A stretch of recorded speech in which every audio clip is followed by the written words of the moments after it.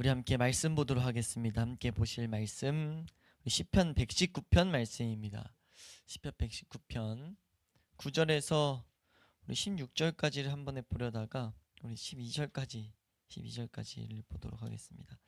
나눠서 원래 16절까지가 한 지금 내용이 주어지는데 구분을 지을 수 있어서 우리 119편 12절까지를 보도록 하겠습니다. 함께 한 목소리로 우리 합독하도록 하겠습니다. 함께 읽습니다. 시작. 청년이 무엇으로 그의 행실을 깨끗하게 하리까? 주의 말씀만 지킬 따름이니이다. 내가 전심으로 주를 찾았사오니 주의 계명에서 떠나지 말게 하소서. 내가 주께 범죄하지 아니하려 하여 주의 말씀을 내 마음에 두었나이다. 찬송을 받으실 주 여호와여, 주의 율례들을 내게 가르치소서. 이 9절에서 12절은 분명한 것은 우리가 그 119편을 하면서 말씀을 드렸지만 분명한 건 우리의 신앙의 원리를 분명히 보여주고 있다. 이 믿음의 사람이었던 다윗, 믿음의 인물이었던 다윗을 통해 가지고 하나님 마음에 합하다라는 이 평가를 받은 이 다윗의 모습을 통해서 우리 이 연약한 육신을 가진 이 인간이 하나님의 그 놀라운 복락 가운데 어떻게 살아갈 수 있을까? 그러니까 하나님이 놀라운 복락이라 하면은 우리는 딱 떠올리는 게 이 세상 가치관이 오면 안 돼요. 이제 우리 교회는 계속 훈련을 받았기 때문에 하나님 복락 딱 하면 하나님 알아가는 기쁨, 하나님이 내 삶을 통치하시는 기쁨, 내 삶 가운데 때때론 위로, 때때론 권면, 때때론 이제 해야 할 일들을 맡기시면서 하나님과 동행하는 그거에 대한 기쁨, 이것이 참된 복인 줄로 믿습니다. 그 복을 어떻게 우리가 동일하게 누릴 수 있을까를 이 말씀을 통해서 우리는 분명하게 지침을 삼을 수 있다는 거죠. 안내자가 된다는 겁니다. 그래서 우리가 이 다윗이 살면서 여러 가지 우여곡절 그리고 삶 가운데 있었던 놀라운 그 하나님의 역사하심을 그 경험하면서 이 깨닫게 된 원리들을 이제 하나님께서 분명하게 이렇게 때때론 노래, 때때론 선포, 때때론 이런 고백, 이런 것들, 이런 표현을 가지고 이 성경을 쓰게 하셨는데, 성경에 기록됐다는 것은 성령님이 동일하게 우리에게 말씀하신다 봐도 무방하다는 거죠. 그래서 우리는 이 말씀을 통해서 어떻게 이 시인이 살아갔는지, 다윗이 살아갔는지를 우리가 보도록 하겠습니다. 이것이 지금 8절씩 묶여 있는데 지금 1절에서 8절이 지금 큰 틀을 주어진다고 우리는 배웠어요. 그렇게 우리는 볼 때 더욱더 이 메시지들이 이어집니다. 앞으로도 복되게 다가옵니다. 딴 길로 안 갈 수 있다는 거죠. 그래서 봤을 때 또 하나의 주제가 근데 이게 안에서 주어지는 겁니다. 어떤 주제가 오늘 이 본문에서는 주어지냐라 했을 때는 육체의 제목을 이렇게 정했죠. 그래서 한번 따라할까요? 육체의 욕심을 이기는 경건의 비밀. 그러니까 어떻게 하면 육체의 욕심을 이길 수 있는가? 다른 말로 하면 이제 10절에도 그런 표현이 나오는데 어떻게 하면 죄 짓지 않을 수 있는가? 11절에 나오죠. 어떻게 하면 범죄하지 않을 수 있는가? 왜요? 범죄라는 것이 하나님과의 관계에 치명적인 문제가 있다는 것을 이 다윗은 알았어요. 그러니까 삶으로 짓는 죄들이 하나님의 은혜들을 누리는데 나아가서 하나님께 은혜 받은 내가 삶에서 얼마나 이것이 영적으로 처절한 비참한 일인지를 다윗은 알았다고요. 그래서 그 범죄가 안 나타나기를 다윗은 원했습니다. 우리 그래서 말했잖아요. 행위가 온전하여 여호와 율법을 따라 행하는 자들은 복이 있다. 시편 119편 1절에 말했는데 이 은혜, 이 복 있는 자로서 계속 살아가고 싶은 거예요. 근데 이것을 막는 게 뭡니까? 범죄하는 거란 말이에요. 근데 그 범죄의 근원을 쫓아가다 보면 범죄하도록 부추기는 이 세상이 있고, 사실은 이 세상이 있는 것도 문제지만 그것을 부추김 당하는 내 육체가 있다고요. 내 육체의 정욕이라고 하죠. 내 육체의 정욕이 그걸 너무나 좋아한단 말이에요. 그것을 알기 때문에 다윗은 지금 그 정욕을 통제하는 법에 대해서 지금 노래하고 있는 거예요. 그거에 대해서 지금 이제 고백하고 노래하고 기도하고 삶으로 지금 보이고 있다는 거죠. 그래서 그 중에 이 육체의 정욕이 가장 활발한 시기라고 볼 수 있는 청년을 딱 언급하면서 이 본문이 시작하는 겁니다. 지금 9절 말씀에 청년이 무엇으로 자기 행실을 깨끗하게 하리까? 라는 이 고백 안에 뭐가 있는 거냐면 지금 어떻게 하면 이 육체의 정욕을 다스릴 수 있을까? 여기서 행실을 깨끗하게 한다는 것 자체가 내용이 함축되어 있잖아요. 더러운 행위를 안 하고 싶다가 있잖아요. 그러니까 가장 육체에서 정욕이 활발한 시기인 청년을 딱 언급하면서 사실 내 삶에서 어떻게 하면 이 육체의 욕심을 이길 수 있을까? 이 고민을 가지고 얘기하고 있다는 거예요. 이거는 성경의 표현 중에 하나죠. 대표적인 것을 딱 뽑아가지고 그 밑에 하위 개념들을 다 포함시키는 것. 유월절 때도 그런 개념이 나오고, 이거 뭐 고대 근동에도 이제 그렇게 해서 장자 이런 거에 대한 내용이 나오잖아요. 그래서 청년이라는 언급이 성경에 우리 신약 성경에도 이것이 동일하게 주어지는 것을 말씀에서 볼 수 있습니다. 디모데후서 2장 22절에 우리 말씀 읽어보면 디모데후서 2장 22절 함께 읽도록 합니다. 함께 읽습니다. 시작.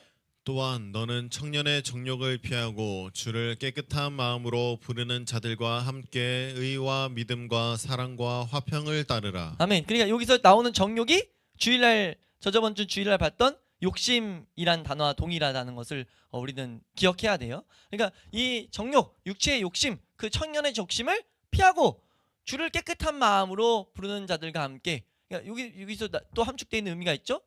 주님을 부르는데 부를 때 뭐가 돼야 돼요? 깨끗한 마음으로 불러야 돼요. 그러니까 청년의 정욕과 싸우는 것은 성경에서 주는 중요한 원리라는 거예요. 그러니까 여기서 우리가 한 가지 더 생각하고 가는 것은 이 시대 잘못된 비극적인 가르침 중에 하나가 뭡니까? 하나님이 사랑의 하나님이다. 하나님이 그냥 우리에게 은혜를 주시는 하나님이다. 기독교 강의에서도 한번 언급했던 것 같은데, 그런 것들을 막 주도적으로 가르치다 보니까 뭐예요? 그냥 나갈 수 있다고 생각해버린다는 거죠. 원리도 무시하고 그냥 하나님 말하는 길도 무시하고 그냥 예수 그리스도 알고 믿어? 너 믿어? 나 믿어? 야 너도? 야 나도. 다 그냥 우리 믿으니까 하나님 앞에 나갈 수 있다는 거예요. 삶에서 뭐 비용 계산이든 씨름이든 없이 그냥 나갈 수 있다는, 이거 완전 잘못된 가르침. 이건 거짓 가르침이죠. 참된 하나님 앞에 설 수 없습니다. 절대 설 수 없어요. 성경은 설 수 없다고 선언합니다. 절대예요, 절대. 하나님을 만약 경험한다는 사람들이 있어요. 그렇게 뭐 성경에서 말하는 길, 말씀을 가지고 씨름하고 말씀을 가지고 예수 그리스도의 보혈을 붙들고 나아가는 그 복된 과정, 그냥 막연하게 그냥 마음대로 보혈 붙들고만 나갔는데 하나님 경험한다? 그거는 뭐 10중 8구 자기가 만든 하나님을 삶 가운데 만들어내고 있는 거죠. 대입하면 대입할수록 삼위 하나님을 그의 고백 가운데 보면 발견할 수 없는 문제들을 우린 보게 된다는 거예요. 그래서 우리는 분명하게 우리의 살아계신 하나님을 보고 나아가되 하나님 말씀하신 대로 나아가야 된다는 거죠. 근데 여기 성경에서 중요한 원리 중에 하나는 뭡니까? 깨끗한 마음으로 나가야 돼요. 다윗은 그걸 알고 있었다는 겁니다. 그래서 깨끗한 마음을 우리는 신약시대 배운 건 예수 그리스도를 통해서 나아가지만 그의 한 발 더 앞서서 그 하나님 앞에 나아갔을 때 복되게 은혜 주신 걸 가지고 계속해서 그 상태에 머무르고 싶은 거예요. 그 상태에 머무르려면 죄를 안 져야 된다고요. 안 지기 위한 그 원리를 노래하고 있습니다. 청년이 무엇으로 자기 행실을 그 행실을 깨끗하게 하리입니까? 하면서 답을 이미 같이 말하죠. 뭐라고 말합니까? 주의 말씀만 지킬 따름입니다 라고 지금 고백하고 있다는 거예요. 지키다, 이런 단어는, 이 단어 지키다라는 단어가 주의하다, 감시하다, 보존하다, 준수하다 이런 개념이어서 여기서 지켜낸다라는 의미는 그냥 어렵게 할 필요 없어요. 딱 1절에서 8절 떠오르면 됩니다. 그러니까 내가 딱 지키다가 아니라 여기서 언급하는, 다윗이 여기서 노래하는 것은 주의 말씀만 지킨다라고 했을 때 어떻게 지켜지냐 했을 때 그 개념이 이미 1절에서 8절에서 말했던, 우리가 말씀을 연구하라고 가르쳤고 연구하는 과정 가운데 그 말씀이 주는 하나님의 판단들을 삶에서 배우고, 말씀이 우리 삶 가운데 삶을 해석하게 될 때 우리의 삶에 하나님의 판단이 보인다고 했어요. 미시파트라는 단어가 되게 중요한데 하나님의 공의가 보인다고 했어요. 하나님이 무엇을 원하시는지 무엇을 원하시지 않는지 이것들을 계속 배운다는 거죠.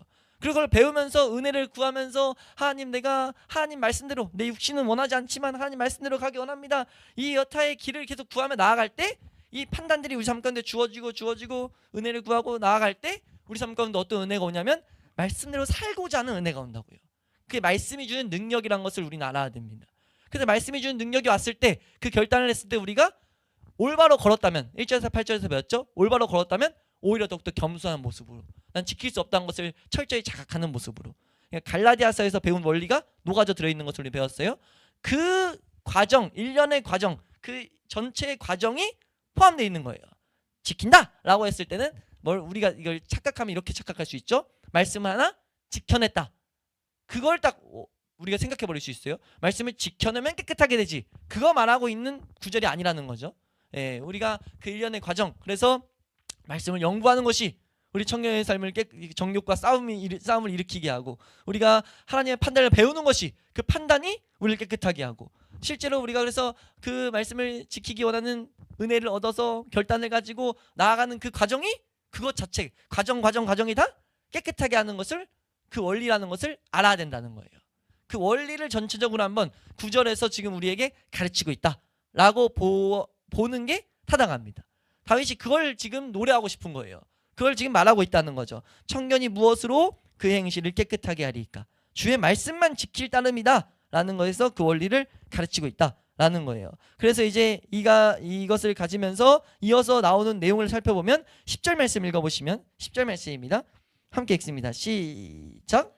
내가 전심으로 주를 찾았사오니 주의 계명에서 떠나지 말게 하소서. 아멘. 여기서 나오는 것은 기도인데요. 뭐뭐 하소서라고 지금 기도하고 있어요. 그러니까 여기서 이 자체만을 통해서 우리가 알아야 될 것은, 우리는 반드시 뭐 해야 되냐면 기도해야 돼요. 내용도 보겠지만 여기서 우리는 딱 표면적으로도 알아야 될 것은 반드시 은혜를 구해야 됩니다. 이 지킨 따름, 내가 여기서 주객 전도가 돼버리면 안 된다는 거죠. 주의 말씀만 지킬 따름이다 라고 했을 때 우리 자아는 언제나 이게 틈만 나면은 나대려고 해가지고 내가 또 지킨다라고 가버릴 수 있다는 거죠.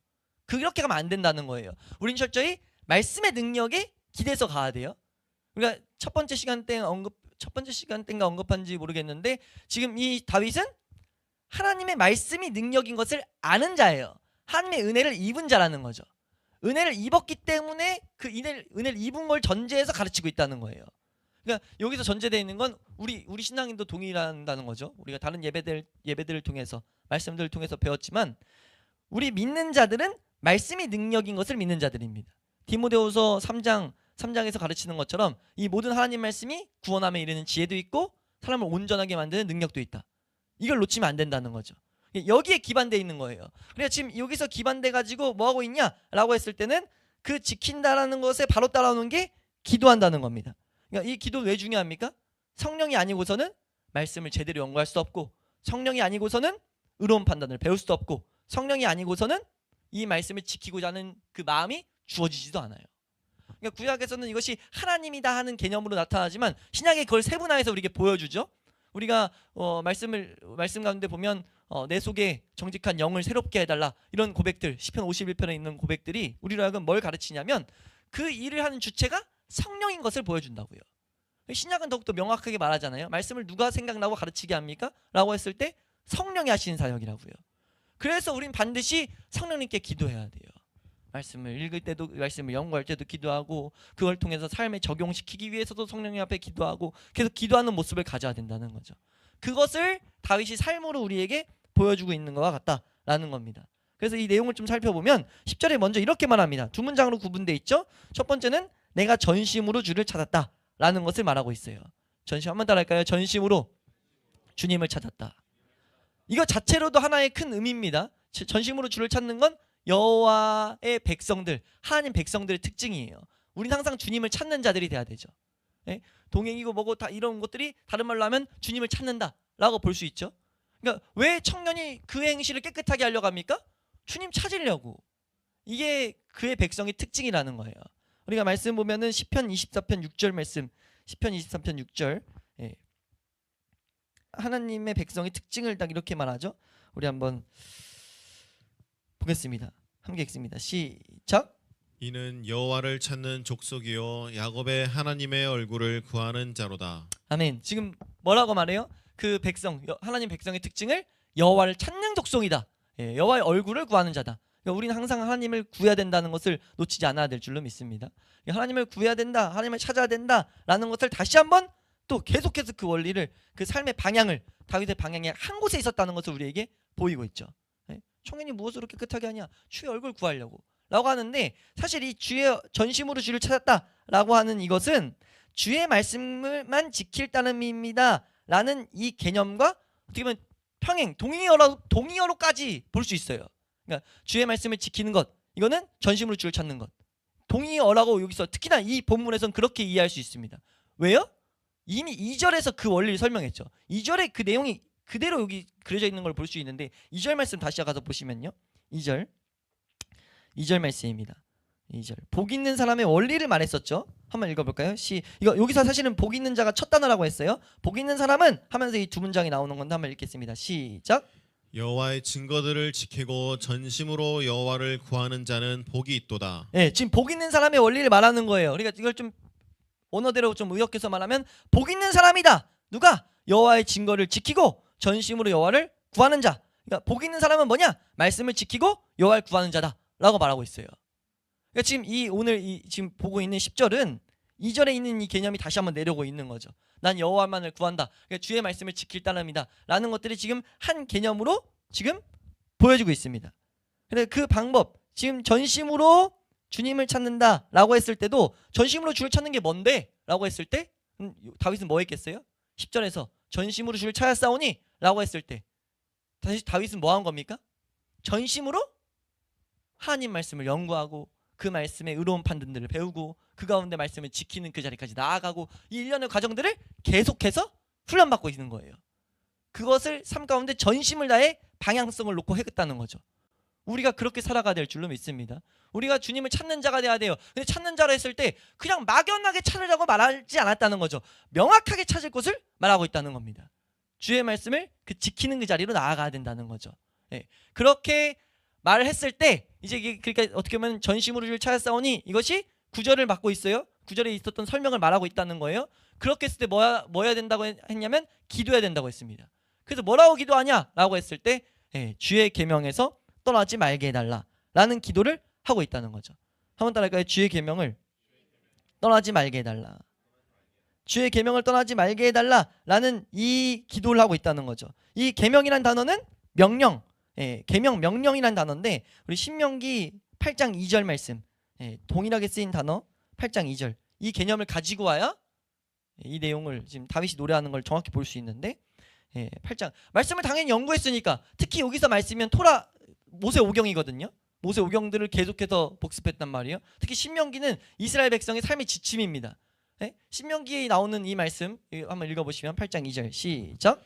내 하나님 여호와께서 이 40년 동안에 내가 강약길을 걷게 하신 것을 기억하라.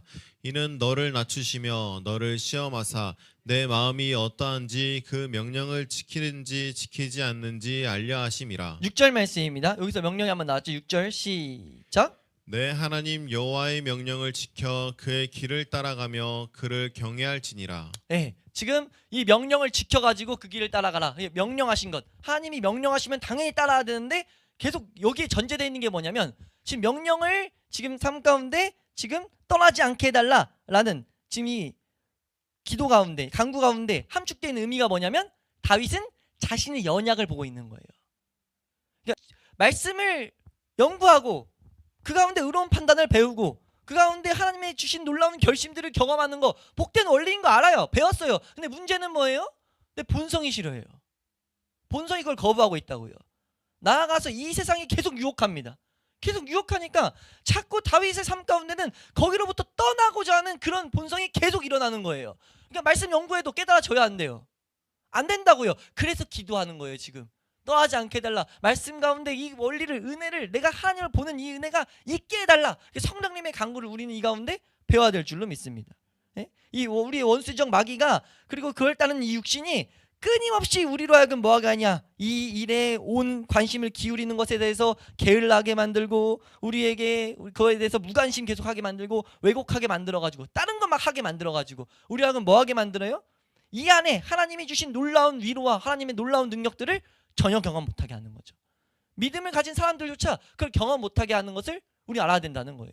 하나님 백성들, 이 다윗의 시대로 보면 하나님 백성들이 하나님 은혜 못 받게 하는 거죠. 너무나 직관적이었잖아요. 이때는 말씀대로 안 살면 하나님 복 못 받았다고요. 그대로 만드는 게 계명을 떠나게 만드는 거예요. 그러니까 우리도 동일하게 알아야 될 게 신약시대에 우리가 하나님의 은혜를 받아요. 하나님의 놀라운 위로, 놀라운 능력 어떻게 받아요? 하나님 말씀하신 길 안에 있으면 받는다고요. 근데 이걸 이탈하게 만든다는 거예요. 하나님은 우리에게 말씀대로 살아내라고 말한 적이 없어요. 그럼 내가 받아줄게, 그럼 복 줄게 라고 말한 적이 없어요. 하나님 뭐라고 했어요? 하나님만 의지하라고 했습니다. 하나님만 찾으라고 했어요. 하나님만 찾는 그 모습이 뭐냐라고 했을 때 하나님이 우리에게 복되게 주신 말씀을 믿고 이 복되게 주신 선물로 주신 말씀에 대한 믿음을 행사하는 게 우리가 하나님을 찾는 첫 번째 스텝이라는 거죠. 하나님이 이 가운데 역사하시겠다 지금 약속하셨으니까 우리 하나님의 언약을 절대 소홀히 여기면 안 됩니다.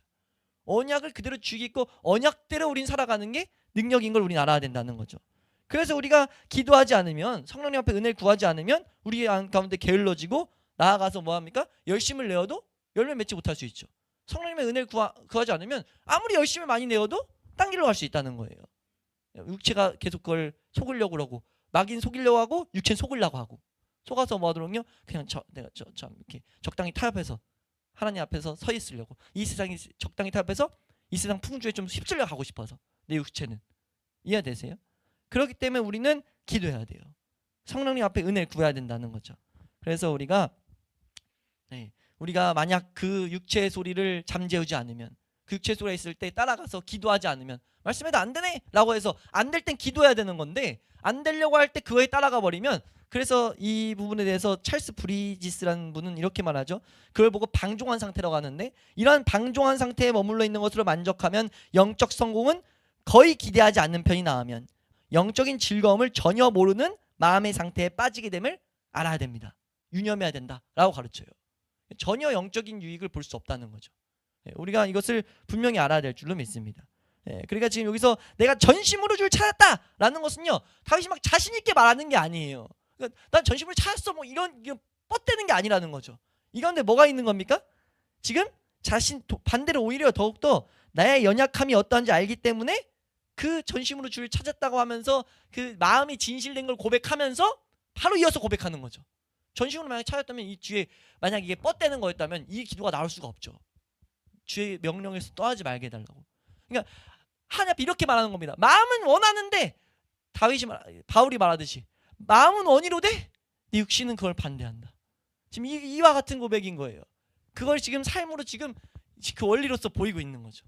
전심으로 찾는 자들, 그럼 뭐 해야 되냐? 기도해야 된다는 거예요. 우리가 그 명령에서 떠나지 않게 해달라고, 이 원리에서 떠나지 않게 해달라고, 하나님 말씀하신 이 길에서 떠나지 않게 해달라고 기도하라는 겁니다. 우리가 이것을 정확하게 알아서 우리가 열심으로 우리가 주님의 이름을 경외할 수 있기를 축원합니다. 지금 이 기도는 그러니까 뭐와 같냐면 주님의 계명에서 떠나서 방황하지 않게 해달라고.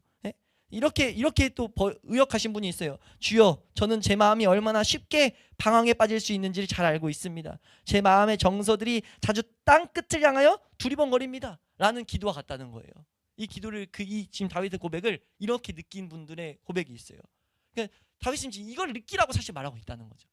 말하고 있기보단 다윗이 느꼈던 걸 고백하게 함으로써 성령님이 우리에게 보라고 말씀하신다는 거예요. 동일하다. 모든 인간은 동일하다. 하나님의 원리 앞에 동일하다는 것을 우리에게 보이고 있다는 겁니다. 그래서 우리가 이 언약에 담겨 있는 이 기도를 우리도 마땅히 배워야 될 줄로 믿습니다. 그래서 이 기도를 가지고 바로 이어지죠. 11절 말씀. 그 마음이 이제 더욱더 도드라지게 이제 고백하고 있습니다. 그래서 이렇게 나오는 거예요. 11절 말씀 읽겠습니다. 시작. 내가 주께 범죄하지 아니하려 하여 주의 말씀을 내 마음에 두었나이다. 지금 이 범죄라는 단어 자체가 지금 이 단어 자체가 사실 되게 비참한 단어죠. 왜요? 이 단어가 왔을 때 하나님과 떨어진다는 것이 함축돼 버리기 때문에, 떨어지는 정도가 아니라 하나님을 대적하고 있는 거죠. 범죄하면 하나님 앞에 대적한다는 겁니다.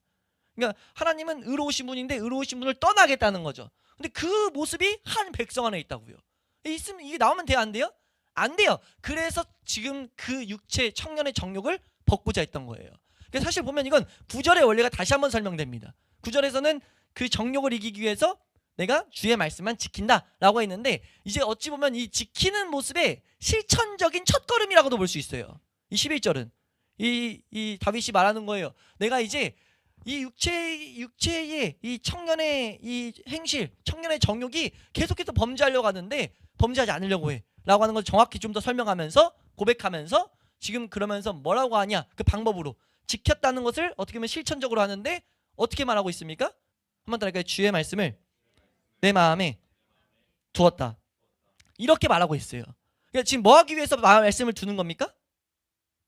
범죄하지 않으려고. 그러니까 우리가 먼저 알아야 될 게 뭐예요? 지금 10절에서 봤지만 우린 범죄하려고 하는 마음이 있다는 걸 알아야 돼요. 그래서 우린 먼저 뭘 해야 되냐면요, 범죄하지 않기 원하는 목적을 제대로 세워야 됩니다. 여기서부터가 우리에게 시작이에요. 범죄하지 않기를 바랬다는 이 마음, 내가 주께 범죄하지 아니하려 하여 이 목표를 세우는 것이 너무 중요하다라는 것을 우리가 알아야 될 줄로 믿습니다. 예, 그것을 위해서 뭐라고 했냐라고 했을 때 말씀을 마음에 두었다. 이 안에 이 원리가, 이 고백 가운데 지금 담겨 있는 이 다윗의 정확한 시선이 이 가운데 우리가 발견될 수 있는데 어떤 게 있습니까? 다윗에게 있는 정확한 시선. 이 다윗은 이 고백 가운데 정확한 다윗의 이 믿음의 상태, 방향, 확신, 이게 있어요. 그러니까 범죄하지 않기 위한 확신. 뭐가 있어요? 범죄하지 않으려고 지금 뭐 하고 있습니까, 다윗이? 말씀을 마음에 두는 거예요. 그럼 뭐에 대한 확신이 있어요? 뭐에 대한 능력을 보고 있습니까, 다윗은? 말씀이에요, 말씀. 다윗은 말씀의 능력을 알고 있어요. 그러니까 지금 범죄하지 않으려고 해요. 그럼 뭐 해야 되냐? 말씀을 마음에 둬야 돼. 그러니까 말씀의 능력을 알고 있는 상태입니다. 우리는 이 신앙을 가지고 있어야 된다는 거죠. 말씀이 우리에게 위로가 되고 말씀 자체가 우리에게 뭐가 돼요? 능력이 된다는 거예요. 마귀를 이길 수 있는 무기가 된다는 겁니다. 우리 여호수아 1장 8절 말씀 보시면요. 여호수아 1장 8절 함께 읽습니다. 천천히 우리 여호수아 1장 8절 함께 읽습니다. 시작. 이 율법책을 내 입에서 떠나지 말게 하며 주야로 그것을 묵상하여 그 안에 기록된 대로 다 지켜 행하라. 그리하면 내 길이 평탄하게 될 것이며 내가 형통하리라. 여호수아도 어떤 고백을 하고 있어요? 율법책이 능력 있다는 걸 알고 있어요. 하나님 말씀이 능력이라는 걸 알고 있습니다. 지금 네 길이 평탄하며 형통하게 된다라고 말하고 있다는 거죠. 우리 욥기서 22장 22절 말씀도 보면 그래서 이런 고백들이 나오는데 욥기서 22장 22절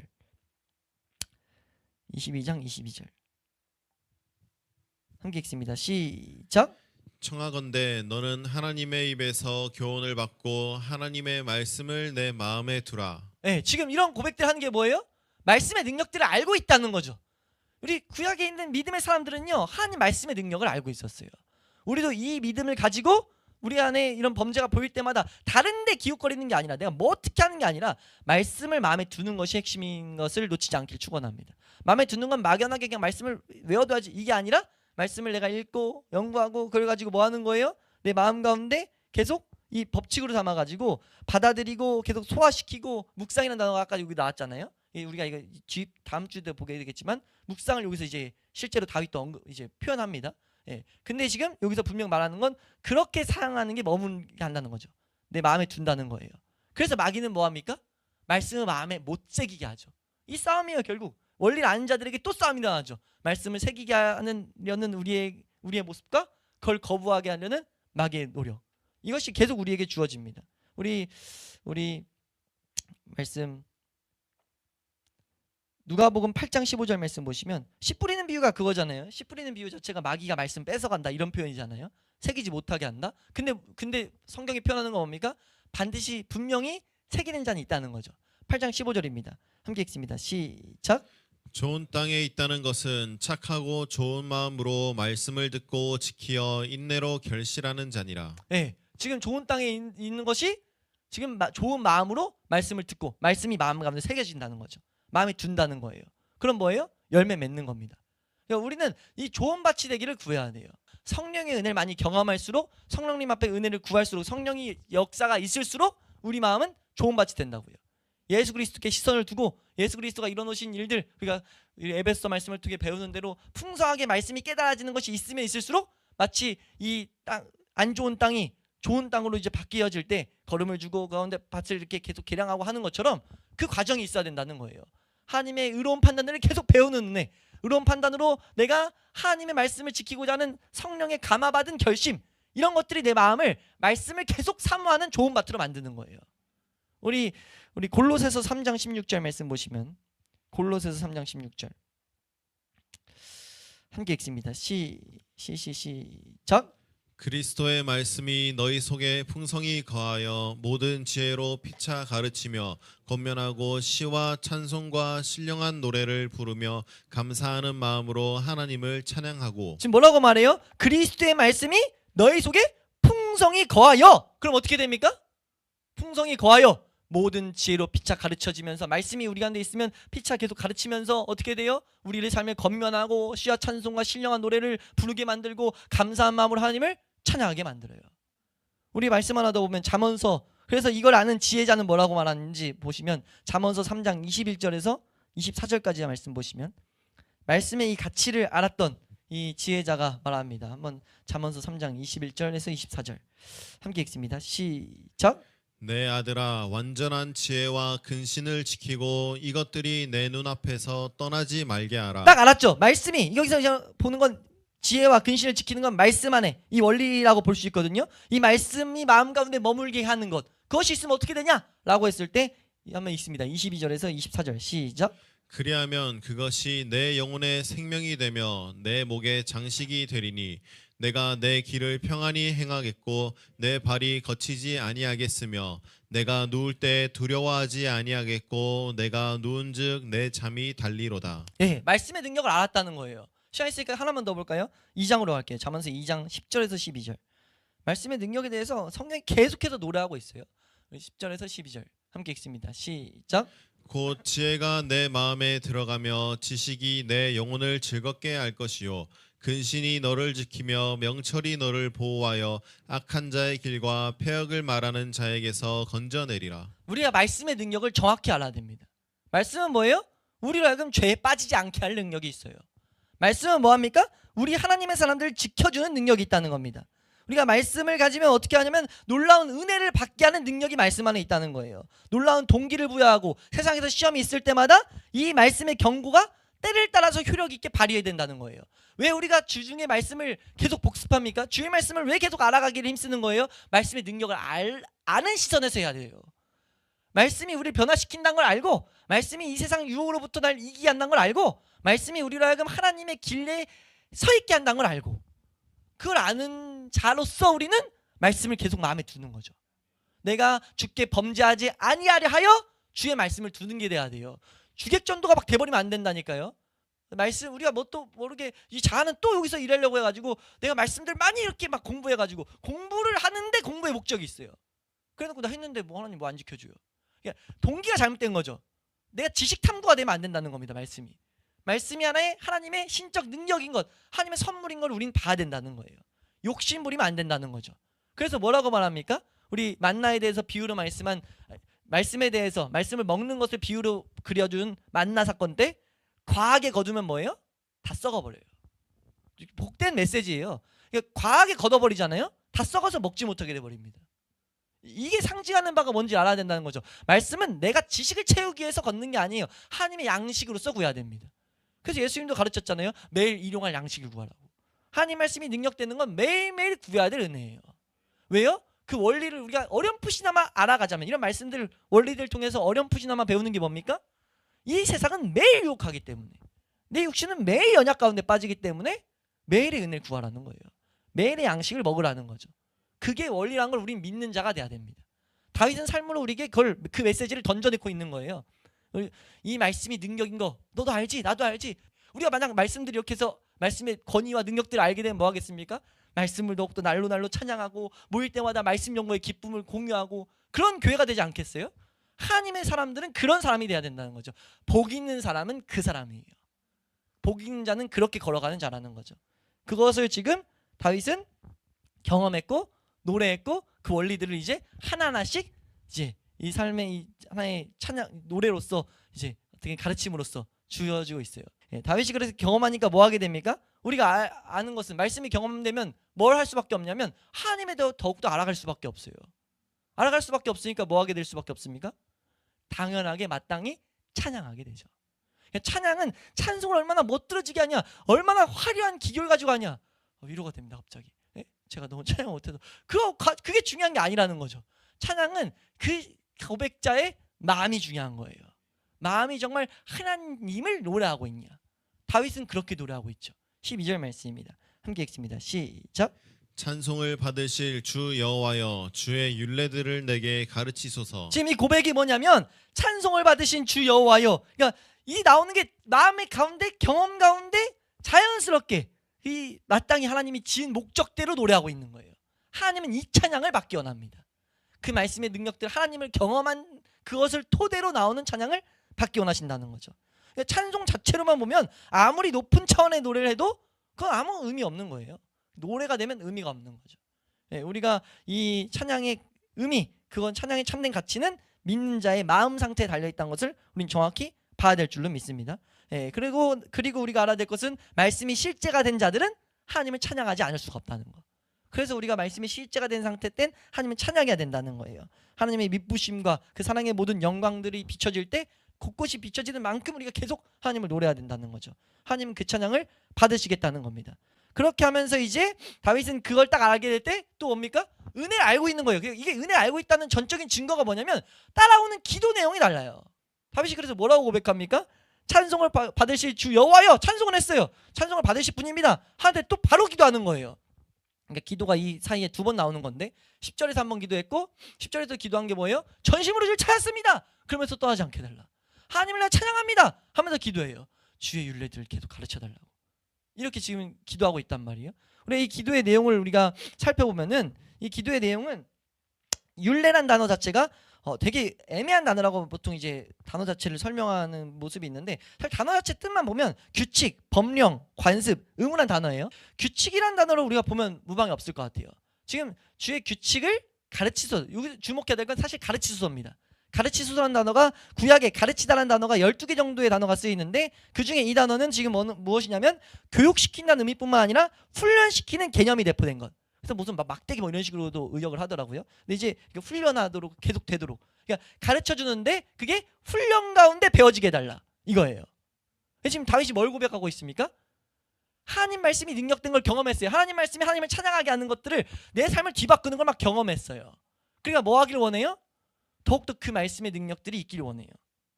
근데 내 육신이 계속 거부한다고 했어요. 그러니까 원리가 아는 게 지금 다윗이 알고 있는 게 뭡니까?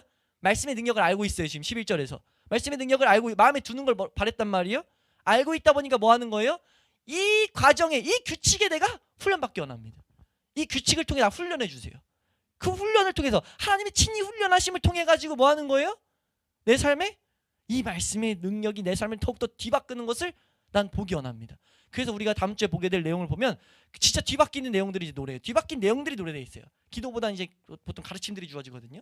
가르침들이 그 노래 고백들을 통한 가르침이 우리가 보여지거든요. 근데 지금 다윗이 먼저 말한 이 내용들 가운데선 큰 원리가 다 지금 보여진 거예요. 그러니까 뭘 철저히 지금 붙잡고 있습니까? 말씀이 능력된 것. 그 말씀이 철저히 적용하기 위해서 과정을 설명하고 있다는 거죠. 첫 번째 구절을 통해 가지고 그 원리를 딱 말했어요. 말씀을 지키는 거 너무 중요하다. 근데 그러려면 뭐 해야 되냐? 기도해야 돼. 명령을 떠나고자 하는 내 본성이 있다는 걸 알고 기도해야 돼. 기도하면서 계속 뭐 해야 됩니까? 내가 하나님 앞에 은혜를 구하면서 말씀을 마음에 두길 힘써야 된다는 거죠. 말씀을 마음에 두면서 그 두는 것을 통해서 하나님을 경험하는 자리까지 우리도 나아갈 수 있길 축원합니다. 그 맛을 본 자들은 이 의미를 동일하게 하나님 나도요 라고 하게 될 줄로 믿습니다. 뭐라고 고백하겠어요? 하나님 나도 이 훈련 시켜주세요. 나도 이 훈련 안에 있기를 바랍니다 라는 그런 간구를 우리도 복되게 하게 될 줄로 믿습니다. 우리 시편 25편 8절 말씀 보시면 시편 25편 8절 말씀 복된 약속들이 있어요. 복된 이런 고백들이 있죠. 우리가 그런 기도를 할 수 있는 우리 복된 내용들입니다. 함께 읽습니다. 시작. 여호와는 선하시고 정직하시니 그러므로 그의 도로 죄인들을 교훈하시리로다. 성경이 분명 말하지. 여호와는 선하시고 정직하시니 그러므로 뭐합니까? 죄인들을 교훈하시는 분이에요. 하나님 가르쳐 주시는 분입니다. 우리 그러니까 구하면 돼요. 우리 야고보서에서 뭐라고 하죠? 후회 주시고 꾸짖지 아니하신 하나님께 구하라고 말하잖아요. 지혜 구하라고 말한다고요. 우리 시편 25편 5절 말씀도 보면 시인들이 고백하고 있어요. 하나님 앞에 그 지혜를 우리도 이 기도가 나오길 소망합니다. 시편 25편 5절 말씀 함께 읽습니다. 시작. 주의 진리로 나를 지도하시고 교훈하소서. 주는 내 구원의 하나님이시니 내가 종일 주를 기다리나이다. 하나님의 사람들이 고백한다는 거죠. 진리로 나를 지도하시고 나를 교훈해 주소서 이렇게 기도하고 있다는 거예요. 우리 하나만 더 보겠습니다. 시편 143편 10절 말씀. 시편 143편 10절 말씀입니다. 시편 143편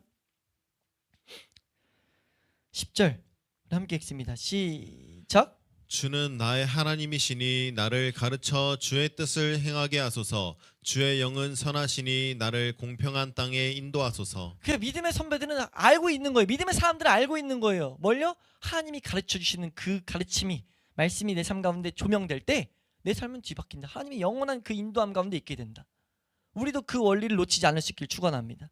우리가 계속해서 살펴보았듯 성령님이 조명하셔서 이 말씀의 의미들을 올바로 알게 될 때, 이 말씀이 내가 연구해서가 아니라 성령의 조명으로 깨달아질 때 올바른 결단과 나아갈 힘이 그 가운데 공급된다는 것을 우린 놓치지 않아야 돼요.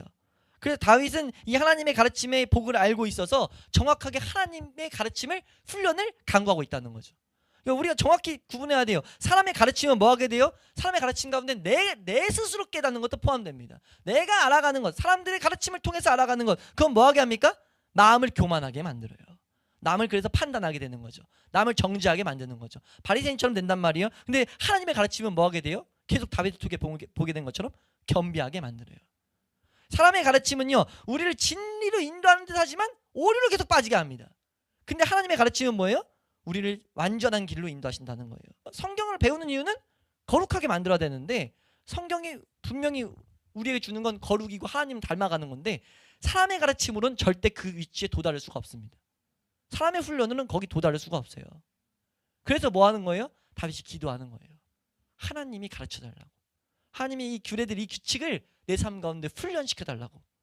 그럼 뭐 하게 되기 때문에? 참되게 거룩함을 향해 나아갈 수 있기 때문에, 참되게 우리의 심령을 설득할 뿐 아니라 빛을 가져다 주기 때문에 지금 다윗은 하나님 앞에 그 훈련을 강구하고 있다는 거죠. 내 마음이 인도돼서 내 의지의 성향을 주장하셔서 나로 하여금 계속 하나님 앞에 인도하도록, 우리로 하여금 계속 그리스도께 인도하도록, 그 원리를 우리가 이 가운데 배워야 될 줄로 믿습니다. 우리가 그걸 배워서 우리가 이 다윗이 살아갔던 그 삶처럼 우리 하나님의 마음이 합한 자로서 우리가 하나님을 경험하고 하나님의 삶 가운데 주는 여러 가지 이 복된 은혜들을 우리가 이 말씀 안에서 충분히 누릴 수 있기를 축원합니다.